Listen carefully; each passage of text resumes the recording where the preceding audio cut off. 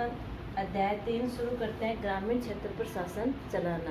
कि गाँव के अंदर ब्रिटिश कंपनी ने किस प्रकार से शासन चला करके और राजस्व प्राप्त किया, आर्थिक दृष्टि से उनको और अधिक कमज़ोर बनाया। ये इस चैप्टर में पढ़ेंगे कि उस राजस्व को प्राप्त करने के लिए और उन्होंने कौन कौन से नियम बनाए भूमि से संबंधित। तो 2-3 नियम आएंगे, उनके बारे में अपन अभी जानकारी प्राप्त करेंगे। तो 12 अगस्त 1765 में मुगल बादशाह ने क्या कर दिया, ईस्ट इंडिया कंपनी को बंगाल का दीवान बना दिया। ठीक है, कब? 12 अगस्त 1765 को मुगल बादशाह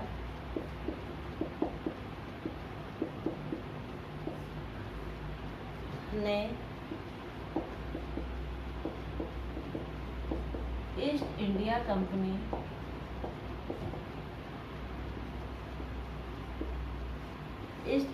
कंपनी को क्या कर दिया, बंगाल का दीवान बना दिया।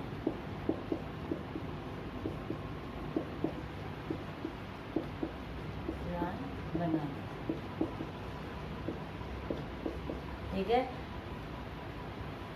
और 1765 के अंदर बंगाल का दीवान बनाने के बाद 1765 में लॉर्ड क्लाइव को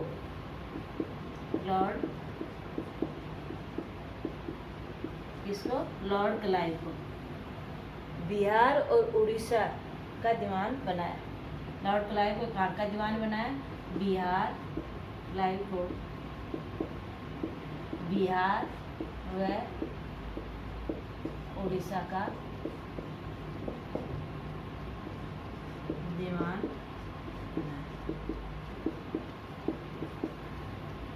दीवान के तौर पे कंपनी अब अपने नियंत्रण वाले भूभाग पे, यानी जिस क्षेत्र को कंपनी का दीवान बनाया गया उस क्षेत्र के ऊपर, और क्या हो गया, आर्थिक रूप से वो क्या बन गई, वहाँ की के शासिका बन गई, या वहाँ के क्षेत्र के ऊपर उसने क्या कर लिया, कब्जा कर लिया। तो दीवान वाले क्षेत्र के ऊपर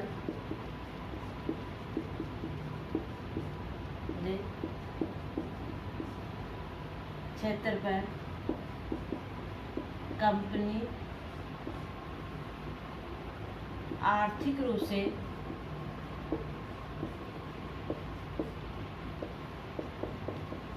शासक,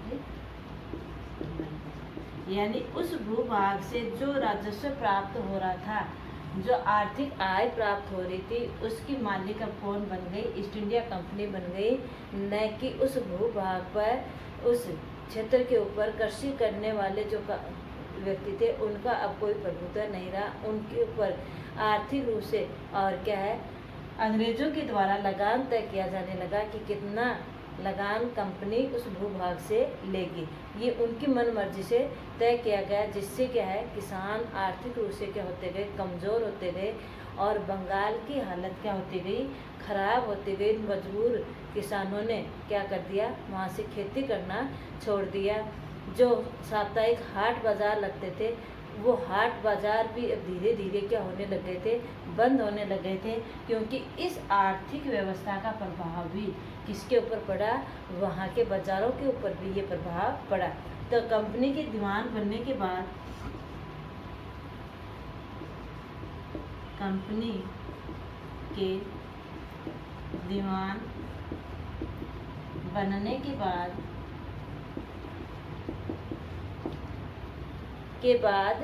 भारी भरकम लगान वसूल करने के लिए, अब वहाँ का दीवान बनने के लिए कंपनी क्या करने लगी, वहाँ के लोगों से लगान वसूल करने लगी। भारी भरकम लगान वसूलने के लिए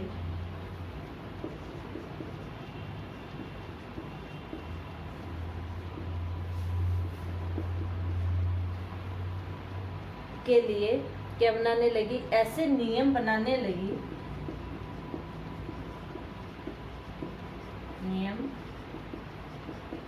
लगी, जिससे उनको ज़्यादा से ज़्यादा क्या प्राप्त हो, राजस्व प्राप्त हो, जिससे उनको ज़्यादा से ज़्यादा राजस्व प्राप्त। तो समझ में आया कि दीवान बनाने से उन कंपनी के क्या उनके अधिकार में आया। बंगाल जैसे ही इस क्षेत्र के ऊपर बंगाल वाले क्षेत्र का उनको दीवान बनाया गया, और बिहार और उड़ीसा का दीवान किसको बनाया गया, लॉर्ड क्लाइव को बनाया गया। उस क्षेत्र पर आर्थिक रूप से किनका अधिकार हो गया, ब्रिटिश कंपनी का अधिकार हो गया। और भारी भरकम वहाँ से क्या वसूला जाने लगा, लगान वसूला जाने लगा। उस लगान को वसूल करने के लिए, उससे अधिक उस क्षेत्र से राजस्व प्राप्त करने के लिए वो क्या बनाने लग गई, नियम बनाने लग गई। अब इस नियम के अंदर वो क्या चाहती थी, वो ये चाहती थी कि अधिक से कम कीमत में बढ़िया सूती और रेशमी कपड़ा खरीदा जा सके, क्योंकि भारत का जो सूती कपड़ा, रेशमी कपड़ा था, उसका बोलबाला पूरे विश्व के अंदर हुआ करता था। तो कंपनी चाहती थी कि कम से कम कीमत पर बढ़िया सूती एवं रेशमी वस्त्र खरीद सके। दूसरा कि जो कंपनी के खर्चे बढ़ रहे थे, वो खर्चे भी उनसे चलाए जा सके। कंपनी के बढ़ते खर्चों को चलाने के लिए भारी भरकम लगान वसूल किया जाने लगा। ठीक है। और तीसरा था, ऐसे भारी भरकम जो लगान वसूल की जाने लगी, उसके 5 साल के भीतर ही, यानी जब 1765 के अंदर कंपनी को दीवान की जो स्वतंत्रता रूप से जो दीवानी दी गई, उस दीवानी के बाद 5 वर्ष के भीतर बंगाल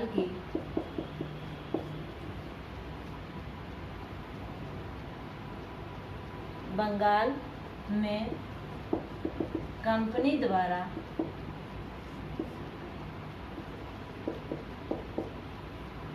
खरीदी जाने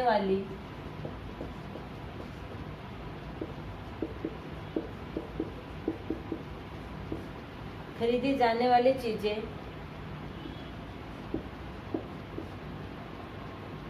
को कम मूल्य से 2 गुना हो गया। यानी उनका जो मूल्य था वो कुल मूल्य से क्या हो गया, 2 गुना हो गया। खरीदी जाने वाली चीज़ों का मूल्य या दाम 2 गुना हो गया। भारतीय व्यक्ति उन चीज़ों को खरीदने में क्या हो गए, असक्षम हो गए। ठीक है। जो 1865 से पहले कंपनी ब्रिटेन से सोना और चांदी आयात करती थी। कंपनी ब्रिटेन से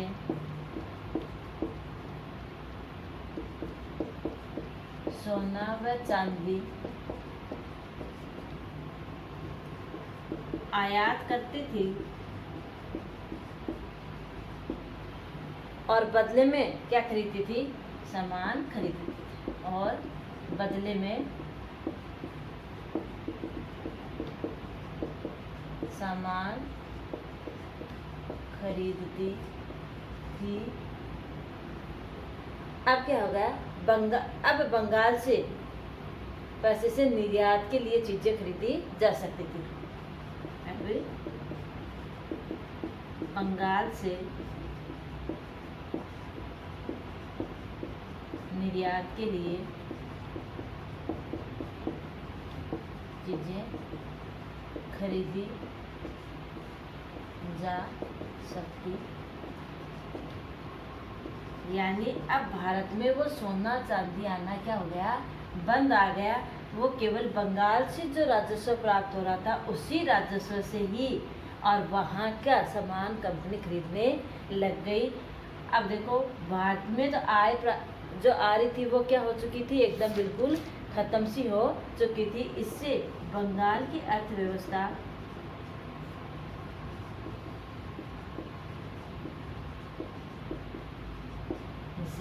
बंगाल की अर्थव्यवस्था क्या होती जा रही थी, चौपट होती जा रही थी।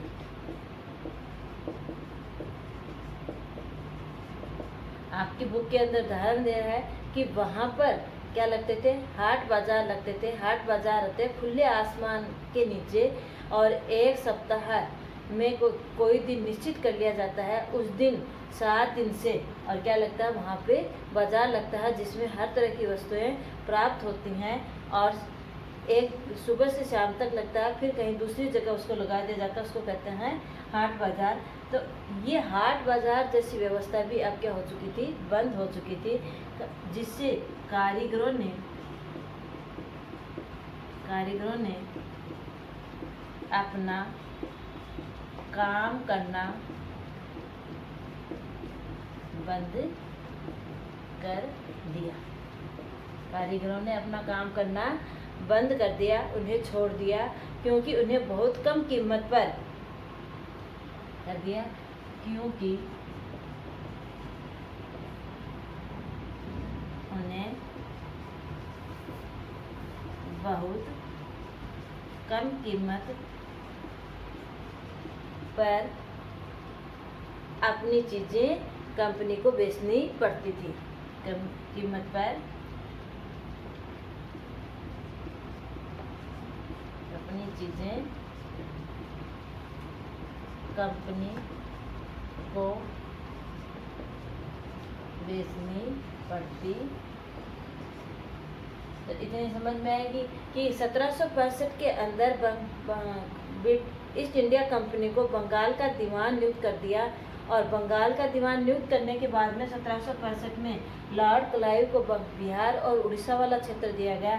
कंपनी ने दीवानी वाले भूभाग से राजस्व प्राप्त करने के लिए क्या क्या कदम उठाए, वो ये सब उनके द्वारा उठाए गए कदम हैं कि कंपनी ने अपने बढ़ते खर्चों को चलाने के लिए वहाँ से अधिक राजस्व प्राप्त करने के लिए नियम बनाने शुरू कर दिए और उन्हीं नियम और बढ़ते खर्चों को चलाने के लिए जो भारी भरकम लगान वसूल किया जाने लगा, उससे 5 वर्ष के भीतर ही बंगाल में कंपनी के द्वारा जो चीज़ें खरीदी जा रही थी उन चीज़ों के दाम जो थे वो क्या हो गए, दोगुने हो गए, जिससे उनकी अर्थव्यवस्था क्या होती जा रही थी, चौपट होती जा रही थी। 65 के अंदर ब्रिटेन से जो सोना चांदी आ रहा था वो अब क्या होना लगे, बंद होने लगा, क्योंकि ब्रिटिश कंपनी के यहाँ जो खर्चे होते थे, उनके सेना के खर्चे, उनके रख रखाव के खर्चे, अपने खुद के जो खर्चे होते थे, वो सभी अब भारतीय पैसे के द्वारा वहाँ पर ही उन्हीं के द्वारा खरीदी जाने वाली चीज़ों से और क्या होता जा रहा था, पूरा होता जा रहा था, जिसके कारण भारत में जो ब्रिटिश से आय प्राप्त हो रही थी वो आय भी अब धीरे धीरे क्या होने लगी, खत्म होने लगी।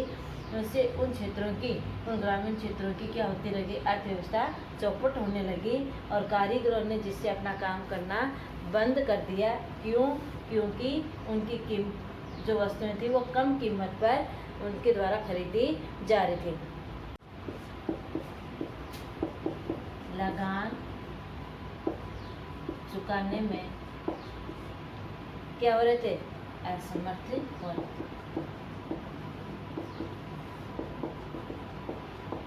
किसान लगान चुकाने में असमर्थ हो रहे थे, क्योंकि किसान के पास जो खेती से जो पैसा आ रहा था वो तो कौन ले जा रहे थे, कंपनी के लोग ले जाते थे, और जो महाजनों से, साहूकारों से जो कर्जा लेकर के वो खेती करता था, अब न तो वो महाजनों का, साहूकारों का पैसा चुका पा रहा था और ना ही उसके घर खर्चे के लिए पैसे बच रहे थे, तो जिससे वो लगान चुकाने में भी क्या हो रहे थे, असमर्थ हो रहे थे। 1770 में अकाल पड़ने के बाद, अब देखो वहाँ पर 1770 में क्या हो गया, दूसरी परिस्थिति और पैदा हो गई, वो क्या, वहाँ पे अकाल पड़ा। 1770 में अकाल पड़ने पर पड़ने पर वहाँ की 1/3 आबादी खत्म हो गई। पर वहाँ की 1/3 आबादी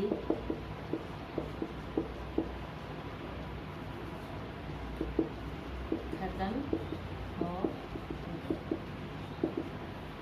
ठीक है। 1/3 आबादी क्या हो गई, खत्म हो गई और किसानों ने खेती करना छोड़ दिया। किसानों ने खेती करना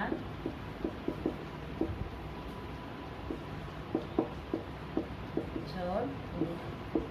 दुखी होकर के किसानों ने क्या कर दिया, खेती करना छोड़ दिया। ऐसी स्थिति में कंपनी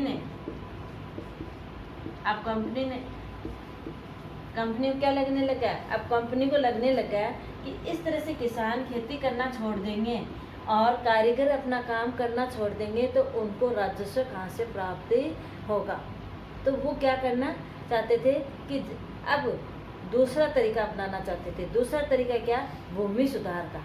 क्या, ऐसी स्थिति में कंपनी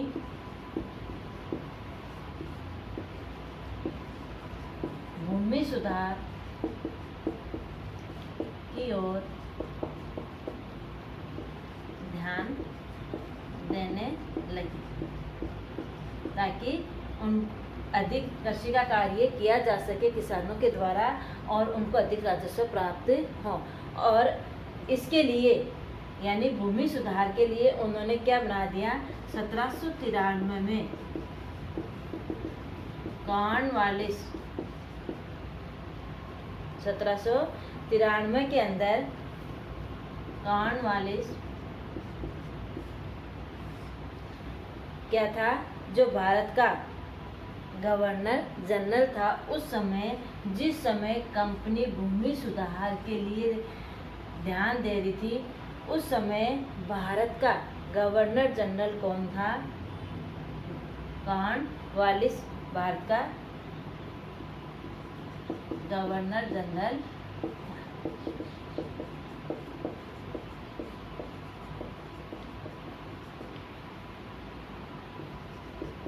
ठीक है।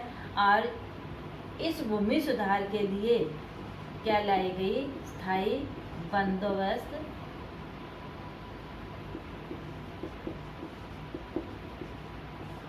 व्यवस्था। तो ये आपको बहुत ध्यान में रखना है। अंग्रेजों ने भूमि सुधार के लिए कौन सी व्यवस्था अपनाई, स्थायी बंदोबस्त व्यवस्था अपनाई। किसके समय, चार्ल्स कॉर्नवालिस के समय में। किसके समय में, चार्ल्स कॉर्नवालिस के समय में। कब, 1793 में। ये स्थायी बंदोबस्त व्यवस्था थी क्या, ये अपन आगे वाली वीडियो के अंदर पढ़ेंगे। धन्यवाद।